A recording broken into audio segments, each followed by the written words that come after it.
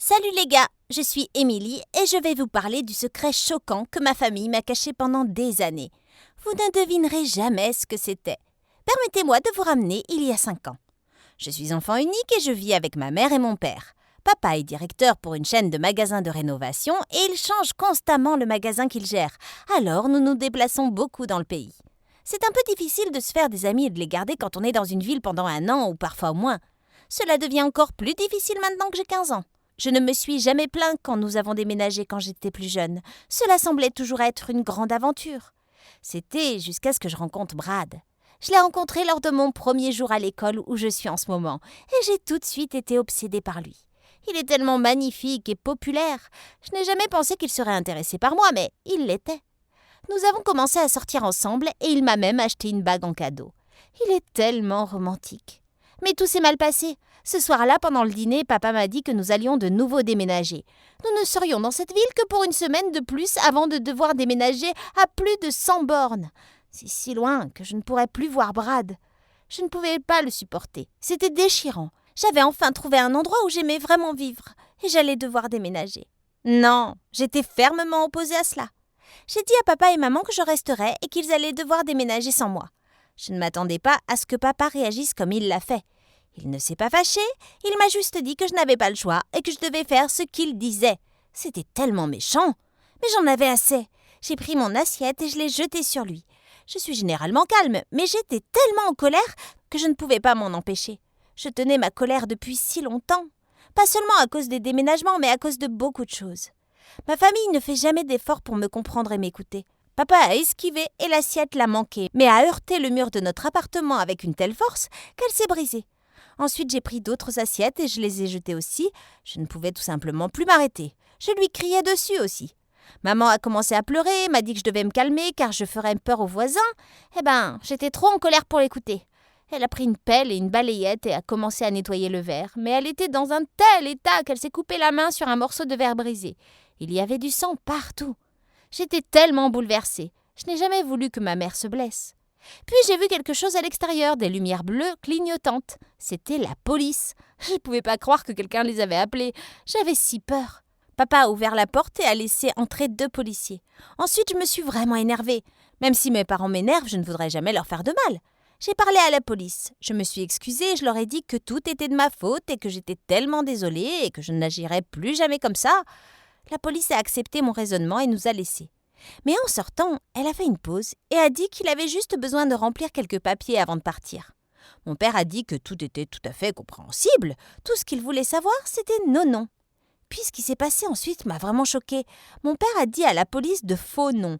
Et pas seulement pour lui, mais pour ma mère et moi aussi. J'étais tellement choquée que je n'ai rien dit. Quand la police était partie, je me tenais là, dans un silence, choquée. Il y avait de la nourriture partout sur les murs, d'où j'avais jeté des choses, et maman pleurait doucement. Je m'attendais à ce que mon père se retourne, me crie dessus et me dise pourquoi il a menti à la police, mais il ne l'a pas fait. Il s'est juste retourné calmement et m'a dit d'aller faire mes valises. Nous déménagions ce soir-là. J'ai ouvert la bouche pour lui demander ce qui se passait, mais il a levé la main sur sa bouche et m'a fait taire. Je n'avais pas le choix. J'ai couru dans ma chambre en larmes. Ce qui se passait? J'ai skypé Brad. Et je pleurais tellement que je ne pense pas qu'il ait vraiment compris ce qui se passait, même quand j'ai essayé de lui expliquer. Puis papa est entré et m'a enlevé mon téléphone et m'a dit de me dépêcher. Je ne pouvais pas croire à quel point il était fou. 2 heures plus tard, nous roulions dans l'obscurité vers la nouvelle ville où papa allait travailler. Nous nous sommes assis en silence pendant le voyage. Je ne pouvais pas croire ce qui se passait. Pourquoi papa avait-il donné de faux noms à la police? Et pourquoi devions-nous partir si vite? Quand nous sommes arrivés en ville, j'ai découvert que nous logions dans un motel vraiment délabré, car notre nouvel appartement n'était pas encore prêt. Quand nous sommes arrivés, je suis partie en trombe et j'ai dit à mes parents que j'allais me promener. Je ne voulais pas leur parler. J'ai erré sans but dans les rues, j'ai appelé Brad et lui ai calmement raconté ce qui s'était passé. Il a écouté et cru à mon histoire. Il n'arrêtait pas de chercher pourquoi mes parents avaient menti sur qui ils étaient. Il pensait qu'ils étaient des criminels et que c'était pourquoi ils avaient menti. Ça semblait probable. Tout en se déplaçant à travers le pays et en mentant à la police, je voulais m'enfuir et aller avec Brad, mais je n'avais pas d'argent. Puis, il a eu une idée. Il m'a suggéré de parler à la police. Je ne voulais pas le faire par téléphone, alors je suis allée dans un poste de police. J'étais vraiment nerveuse. L'homme sur le bureau a cru que je mentais au début. Je pouvais dire qu'il ne croyait pas à ce que je disais. Il écrivait toujours tout cela, mais hésitait à le faire. Je l'ai juste supplié de me croire et de le transmettre au policier qui s'était rendu dans mon ancien appartement plus tôt dans la nuit. Quand je suis partie, je ne savais toujours pas s'il me croyait ou non. Quand je suis rentrée au motel, papa était assis dehors et il était furieux. Il était tellement en colère que je sois seule dans la nuit. Il m'a envoyée dans ma chambre et je n'ai même pas discuté. Puis j'ai réalisé que j'avais un texto de Brad. Je l'ai ouvert, c'était une photo d'un article de presse d'il y a 5 ans. Il montrait une photo de vidéosurveillance granuleuse d'un homme en train de cambrioler une épicerie. Il ressemblait un peu à mon père. Peut-être que mon père était un voleur en fuite. Cela expliquerait tellement de choses. La semaine suivante était vraiment bizarre. Nous avons emménagé dans notre nouvel appartement et maman et papa ont fait un effort énorme pour que je l'aime. Ils m'ont laissé peindre ma chambre et acheter des nouveaux meubles. Maman m'a même donné de l'argent pour faire du shopping. Mais Brad me manquait vraiment et j'avais décidé que, dès que j'aurais 18 ans, j'allais déménager et être avec lui. Ma nouvelle école était bien, mais j'avais tellement l'habitude de recommencer dans une nouvelle école que cela ne m'importait plus vraiment. Puis quelques semaines plus tard, quelque chose de vraiment étrange s'est produit. J'ai été appelée dans le bureau du directeur. Depuis, je garde la tête baissée à l'école. J'ai assez de choses dans ma vie, avoir des ennuis à l'école est la dernière chose dont j'ai besoin. J'étais donc inquiète. Y avait-il un problème avec maman ou papa ? Mais quand je suis arrivée, ce n'était pas ce à quoi je m'attendais. À l'intérieur se trouvaient les 2 policiers qui s'étaient rendus dans notre ancien appartement la semaine précédente.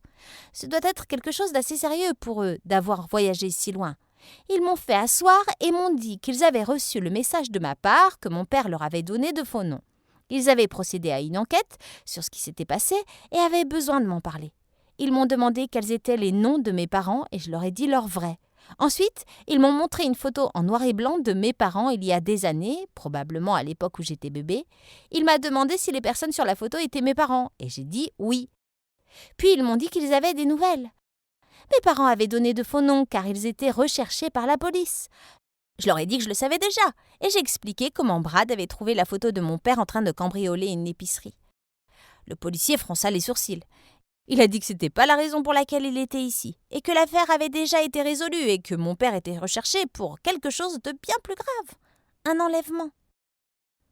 Il m'a dit qu'il y a près de 16 ans, 2 filles sont nées dans le même hôpital le même jour et portaient le même nom de famille. D'une manière ou d'une autre, l'hôpital avait réussi à confondre les bébés et les parents ont fini par ramener les mauvais bébés à la maison. Aucune des 2 familles ne savait que quelque chose n'allait pas jusqu'à ce que les filles aient 5 ans. Une des filles s'est retrouvée malade à l'hôpital et s'est fait prélever du sang.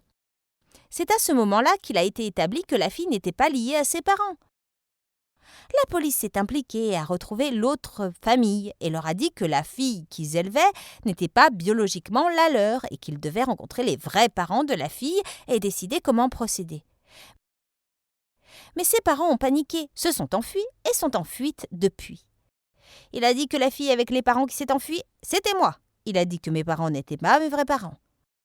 Je me suis levée, c'était une sorte de mauvaise blague. Il mentait. Ma mère et mon père étaient ma mère et mon père. J'ai crié au policier et l'ai traité de menteur. Il a essayé de me faire asseoir, mais je n'ai pas écouté. Je suis sortie de l'école et suis retournée dans mon appartement. Au moment où je suis rentrée à la maison, j'étais épuisée. Papa était là et il était tellement inquiet pour moi. Il m'a demandé ce qui n'allait pas, et après avoir réussi à reprendre mon souffle, je lui ai dit. Je m'attendais à ce qu'il se fâche ou qu'il rie, mais il n'a rien dit. Il n'avait pas l'air surpris, juste triste. Il est parti et quand il est revenu, il avait une enveloppe dont il a sorti un morceau de papier. C'était un article de journal d'il y a 10 ans où un couple suppliait mes parents de se manifester afin qu'ils puissent rencontrer leur fille biologique. J'ai regardé la photo. Le couple me ressemblait. Bien plus que mes vrais parents. Puis mon père l'a dit. C'était pas mon père biologique. J'étais choquée. Mon père a demandé pardon et m'a dit que maman et lui m'aimaient tellement qu'ils ne pouvaient pas supporter de me laisser rencontrer mes vrais parents au cas où ils voudraient me reprendre et m'empêcher de les revoir. Mais j'étais en colère. Comment m'avait-il menti pendant toutes ces années? Et pourquoi avait-il rendu mon enfance si misérable en me déplaçant tout le temps? J'ai dit à la police que je ne voulais plus être avec ces gens. Alors ils m'ont transférée dans une famille d'accueil qui était plus proche de l'endroit où Brad vivait. Au début, j'étais heureuse d'être loin des gens qui prétendaient être mes parents. Je ne voulais plus les revoir. Mais vivre dans une famille d'accueil était horrible. Je n'avais que quelques tiroirs pour toutes mes affaires et c'était si dur avec des cris et des disputes à toute heure.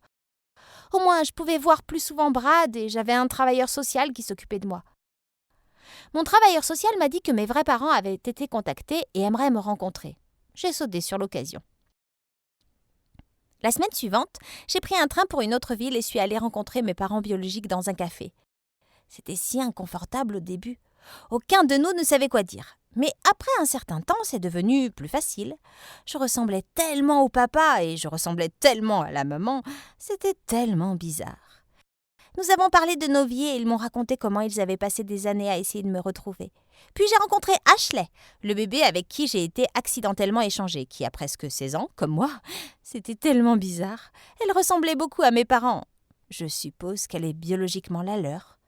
De retour dans ma famille d'accueil, j'avais tellement de choses à penser. Je ne pouvais pas tout assimiler. Moi et Ashley, nous nous sommes beaucoup parlé. Elle était la seule personne qui comprenait vraiment ce que je ressentais. C'était il y a 5 ans. Et maintenant, je vis avec Brad dans notre propre appartement. Je suis en contact avec mes parents biologiques et les parents qui m'ont élevée, et que j'appelle encore maman et papa. Je leur ai finalement pardonné de m'avoir menti pendant toutes ces années. Je comprends qu'ils avaient juste peur de me perdre.